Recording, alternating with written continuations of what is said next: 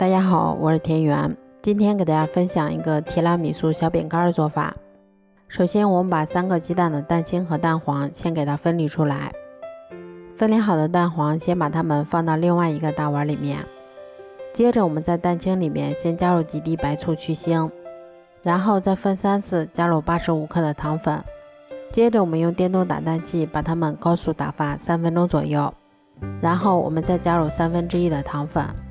接着我们继续打发3分钟左右，然后再把我们剩下的糖粉也加进来，最后一直打发到能够形成像这种倒三角的状态就可以啦。蛋白打好后，我们把分离好的蛋黄也加进来，然后用铲子像炒菜一样把它们上下翻拌均匀。这一步我们不要画圈搅拌，以免消泡影响成品的蓬松。翻拌均匀后，我们再往里面筛入60克的低筋面粉，然后用同样的手法把它们再次翻拌均匀就可以啦。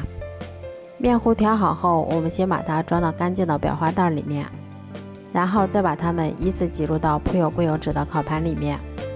最后我们在表面再撒上一些糖粉，接着我们再把它放到烤箱里面。